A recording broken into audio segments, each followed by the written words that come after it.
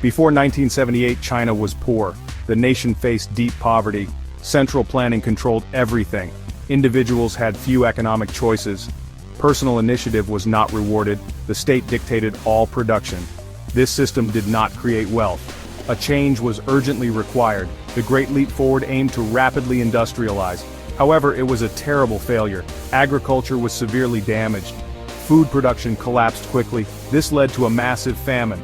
Millions of people tragically died. The policy had devastating results. It showed the flaws of top-down commands.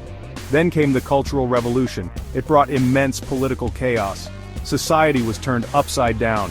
The economy faced more disruption. Intellectuals and officials were purged. Stability was completely shattered. China's economy was very small then. Private property was not allowed. A new economic direction was essential. Deng Xiaoping rose to power after Mao Zedong's death. He introduced pragmatic new ideas. He famously said, "It doesn't matter if a cat is black or white as long as it catches mice." This meant results were most important.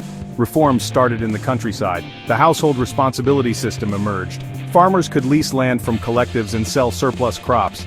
This boosted food production greatly. Farmers' incomes started to rise. Township and village enterprises, or TVEs, grew. These were small local businesses. Many began from farmers' own efforts. By 1985, millions were registered. Rural industry began to flourish. The economy opened up slowly. A dual-track price system was used. Some goods had state-set prices, others market prices. Private businesses were legalized in October 1987. The Constitution was changed in 1988. It gave private firms legal status. China was growing out of the plan. A new economic energy was unleashed. The non-state sector was vital. It became the main engine of growth. Ordinary people started businesses. Entrepreneurship began to thrive. This was a powerful bottom-up force. It transformed the economic landscape.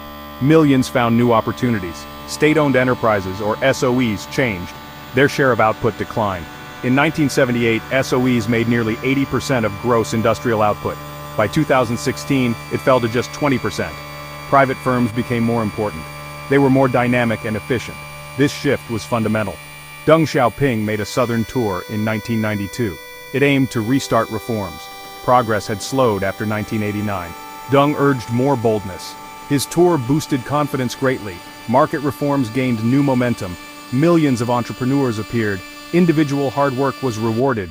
It unleashed immense human potential. Special Economic Zones, or SEZs, were created in August 1980. 4 initial SEZs were set up in coastal areas. These were Shenzhen, Zhuhai, Shantou, and Xiamen. Their main goal was to attract foreign investment and promote export-oriented trade. The SEZs had a big impact. Industrial output grew very fast in the first 4 zones. More cities became SEZs later, including Shanghai. China joined the World Trade Organization in December 2001. It was a very important step. Membership helped the non-state sector and increased market competition. The number of trade firms grew remarkably. Tariffs were significantly reduced. China was integrating into the global economy. China saw incredible GDP growth. It rose from a very low base. Real GDP was $232 billion in 1970. By 2019, it was nearly $16 trillion. This was an economic miracle. Market forces set most prices. By 1999, 95% of retail prices and 83% of farm goods prices were market-driven. China became a global economic powerhouse. However, China faces challenges now. State power has seen a resurgence under Xi Jinping. The pace of market reform has slowed. State-owned enterprises still exist and are often less productive. This can be a drag on development. There is no free market for ideas. A genuine rule of law is lacking. Press freedom is extremely limited. State interests often come first. The future path holds questions. Market principles remain important. Protecting economic and personal freedom is vital for long-term success.